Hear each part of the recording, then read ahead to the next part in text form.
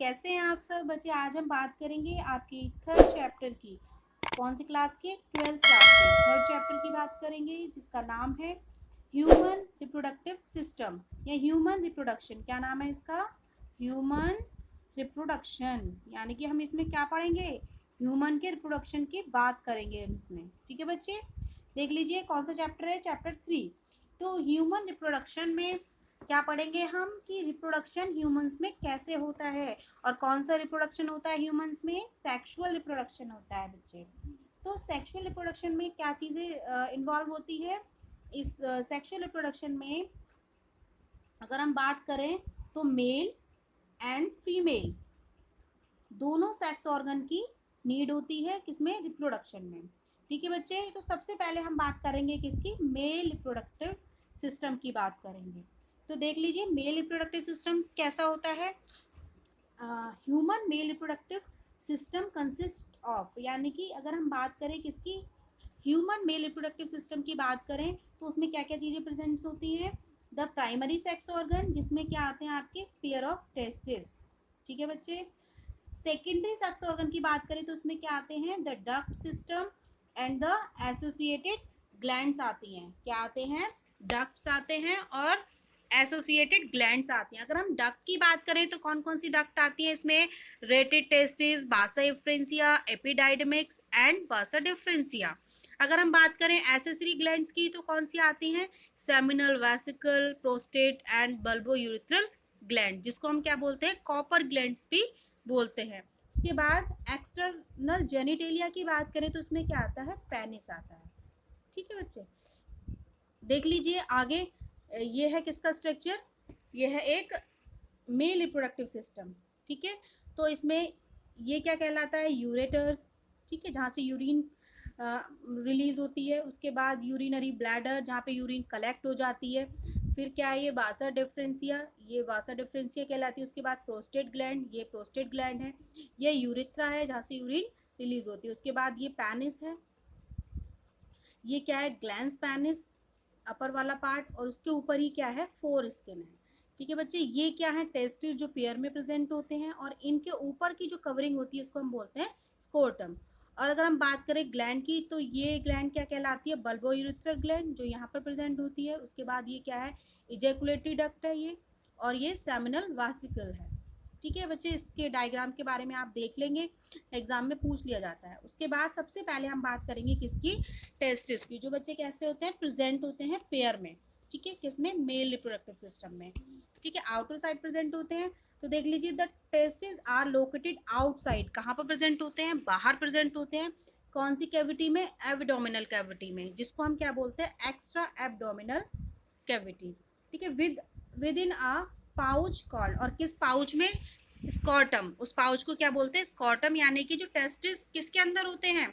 एक पाउच होता है, उस पाउच को क्या बोलते हैं? स्कॉटम बोलते हैं। Scrotum provides a temperature. Scrotum क्या करता है? उसको, किसको? टेस्टिस को टेम्परेचर प्रोवाइड कराता है। उसका टेम्परेचर कितना का होता है? 2 से लेकर 2.5 तक होता है। कितना होता है? 2 से लेकर 2.5 degree centigrade, lower than the body temperature. इतना कम होता है किससे?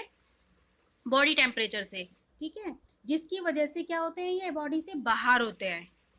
उसके बाद क्वेश्चन आ जाता है कि जो टेस्टिस होते हैं वो बॉडी से बाहर क्यों होते हैं, तो उसका रीज़न यही होता है।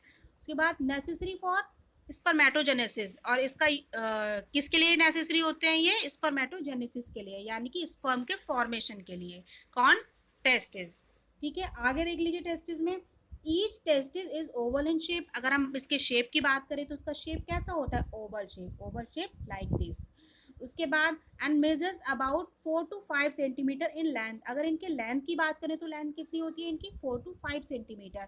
अगर हम इनकी चौड़ाई की बात करें तो कितनी होती है? 2-3 centimetre wide and about 3 centimetre in thickness. और मोटाई कितनी होती है? 3 सेंटीमीटर। याद रखेंगे, इसकी लेंथ कितनी होती है? 4 to 5 सेंटीमीटर। अगर हम इसकी वाइड की बात करें तो कितनी होती है? 2-3 सेंटीमीटर। और अगर हम इसकी थिकनेस की बात करें तो कितनी होती है? 3 सेंटीमीटर। उसके बाद this testis is covered by dense covering, और इसके ऊपर क्या होती है? कवरिंग होती है, जिसको हम बोलते हैं ट्यूनिका एल्बुजिनिया। ठीक है बच्चे, पूछ लिया जाता है कि ट्यूनिका एल्बुजिनिया क्या होती है, तो आपको पता होना चाहिए कि जो टेस्टिस की कवरिंग होती है उसको हम क्या बोलते हैं, ट्यूनिका एल्बुजिनिया बोलते हैं। ठीक है बच्चे, ये इंटरनल स्ट्रक्चर है किसका, टेस्टिस का। तो देख लीजिए इसमें क्या क्या चीजें होती हैं। Internal, the testis is divided into 250 compartment, यानी कि अगर हम इंटरनली स्ट्रक्चर देखें किसका, टेस्टिस का, तो बच्चे कितने कंपार्टमेंट में डिवाइड होता है, 250। याद रखेंगे कौन, टेस्टिस, कहाँ से, अंदर से। ठीक है, एंड टेस्टिकुलर लोब्यूल्स, और जिसको हम क्या बोलते हैं, टेस्टिकुलर लोब्यूल्स बोलते हैं किसको, 250 कंपार्टमेंट्स जो होते हैं टेस्टिस के अंदर। उसके बाद ईच लोब्यूल्स कंटेन, यानी कि जो लोब्यूल्स हैं वो 1-3 हाईली कॉइल्ड सेमनीफेरस ट्यूब्यूल इसके अंदर प्रेजेंट होते हैं, यानी कि जितने भी ये क्या लोब्यूल्स होते हैं किसके अंदर, टेस्टिस के अंदर, इसी में ही हाईली कॉइल्ड क्या होते हैं, सेमनीफेरस ट्यूब्यूल्स होते हैं। याद रखेंगे बच्चे कि जो टेस्टिस होता है, यानी कि जो टेस्टिस है इसके अंदर 250 क्या होते हैं, कंपार्टमेंट्स होते हैं, जिसको हम क्या बोलते हैं, टेस्टिकुलर लोब्यूल्स बोलते हैं, इन 250 कंपार्टमेंट्स को। और ये टेस्टिकुलर लोब्यूल्स होते हैं, इसी में ही हाईली कॉइल्ड क्या होते हैं आपके, सेमनीफेरस ट्यूब्यूल्स होते हैं। ठीक है, the structure and functional unit of testis, जो किसकी फंक्शनल यूनिट है, टेस्टिस की, क्या, सेमनीफेरस ट्यूब्यूल, जो कहाँ पर प्रेजेंट होते हैं, लोब्यूल्स के अंदर। ठीक है, इन विच स्पर्म आर प्रोड्यूस, जो किस में हेल्प करते हैं, स्पर्म के फॉर्मेशन में, यानी कि स्पर्म को प्रोड्यूस करने में, कौन, सेमनीफेरस ट्यूब्यूल। याद रखेंगे बच्चे, सेमनीफेरस ट्यूब्यूल का क्या काम होता है, ये स्पर्म को प्रोड्यूस करते हैं। ठीक है, उसके बाद देखिए आगे, the seminiferous tubules has a tunic of connective tissue, यानी कि सेमनीफेरस ट्यूब्यूल के पास क्या होता है, एक ट्यूनिक कनेक्टिव टिश्यू होता है। ठीक है, and is internally lined by seminiferous germinal epithelium, जो किससे लाइंड होता है, सेमनीफेरस और जर्मिनल एपिथेलियम से, यानी कि जो सेमनीफेरस ट्यूब्यूल होता है उसके चारों तरफ क्या होता है, उसकी लाइंड होती है काय की, सेमनीफेरस और जर्मिनल एपिथेलियम की। ठीक है, और क्या होती है उसके अंदर, कनेक्टिव टिश्यू, किसके चारों तरफ, सेमनीफेरस ट्यूब्यूल के चारों तरफ। ठीक है, उसके बाद अगर हम बात करें, seminiferous tubule consist of 2 cells, seminiferous tubule में ही क्या होती हैं, 2 सेल्स होती हैं, एक होती है सर्टोली सेल्स और दूसरी सेल्स कौन सी होती है, स्पर्मेटोगोनिया। ठीक है, Sertoli cells and spermatogonia that form the male germ cells, और जो किसको फॉर्म करती हैं, मेल जर्म सेल्स को फॉर्म करती हैं, और स्पर्मेटोजुआ को फॉर्म करती है, कौन, सर्टोली एंड स्पर्मेटोगोनिया। ठीक है बच्चे, ये देख लीजिए इंटरनल स्ट्रक्चर ऑफ टेस्टिस, ये क्या है, बासा डिफरेंशिया, ये क्या है, एपिडाइडमिक्स, ये वाला पोर्शन क्या कहलाता है, एपिडाइडमिक्स। ये क्या है, टेस्टिकुलर लोब्यूल्स, ये क्या है, टेस्टिकुलर लोब्यूल, जो कितने थे, 250 कंपार्टमेंट्स में थे, इसी में ही हाईली कॉइल्ड क्या होते हैं, सेमनीफेरस ट्यूब्यूल, जो इसके अंदर हैं, ये क्या कहलाते हैं, सेमनीफेरस ट्यूब्यूल। ये क्या है, रेटिस टेस्टिस, ये क्या है, ट्यूबली रेक्टी, और ये क्या है, ट्यूनिका एल्बुजिनिया, जो इसकी चारों तरफ की कवरिंग है, किसकी, ट्यूनिका एल्बुजिनिया क्या थी, किसके चारों तरफ की कवरिंग थी, टेस्टिस के। ठीक है, उसके बाद ये डायग्राम किसका है, टीएस ऑफ टेस्टिस, ये टीएस दिखा रखा है। ये क्या है, टीएस समझते हैं, टीएस मतलब ट्रांसवर्स सेक्शन। ठीक है, ये क्या है, सेमनीफेरस ट्यूब्यूल्स, इसको क्या बोलते हैं, seminiferous tubules, interstitial cells, spermatozoa, उसके बाद ये सर्टोली सेल्स।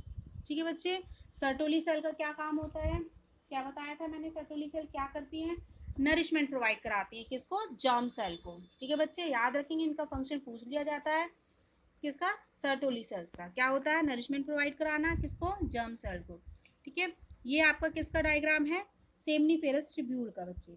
तो ये क्या है, स्पर्मेटोगोनियम, क्या है ये, स्पर्मेटोगोनियम। स्पर्मेटोगोनियम क्या बनाती हैं, प्राइमरी स्पर्मेटोसाइट्स, प्राइमरी स्पर्मेटोसाइट से क्या अटैच होती है, ये सर्टोली सेल्स, जो इसको नरिशमेंट प्रोवाइड कराती हैं। उसके बाद ये क्या है, सेकेंडरी स्पर्मेटोसाइट्स है, सेकेंडरी स्पर्मेटोसाइट्स के पास ही क्या होते हैं, स्पर्मेटिड्स होते हैं, जो किस क्या बनाते हैं, स्पर्मेटोजोआ। इस तरीके से आपको ये याद रखना है, किसका, सेमनीफेरस ट्यूब्यूल्स के बारे में।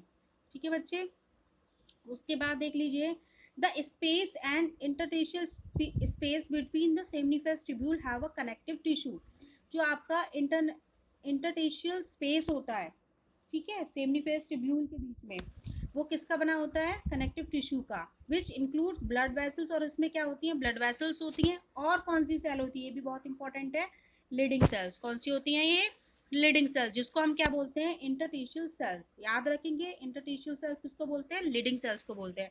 ऊपर मैंने कौन सी सेल्स की बात की थी, मैंने सर्टोली सेल की बात की थी, ठीक है। लीडिंग सेल्स क्या करती है, synthesize and secrete the male sex hormone. ये क्या करती हैं, मेल सेक्स हार्मोन को सीक्रेट करती हैं, जिसका नाम क्या होता है, androgen, two of which testosterone is the principal one. यानी कि क्या करती है ये कौन सी सेल, लीडिंग सेल्स क्या करती हैं, ये मेल सेक्स हार्मोन को बनाती हैं, ठीक है। और जो आपकी सर्टोली सेल थी वो क्या कर रही थी, नरिशमेंट प्रोवाइड करा रही थी, किसको, जर्मिनल सेल्स को। तो याद रखेंगे, ये क्या करती हैं, लीडिंग सेल्स सिंथेसाइज करती हैं कौन सा हार्मोन्स, एंड्रोजन हार्मोन, ठीक है बच्चे। बस आज के लिए इतना ही, बाकी बात करेंगे नेक्स्ट वीडियो में, किसके बारे में, डक्ट सिस्टम के बारे में। वीडियो ज़्यादा लंबी ना हो जाए तो मैं छोटे छोटे टॉपिक को ही कवर करना मुझे सही लगता है, ठीक है बच्चे। Thank you and have a nice day.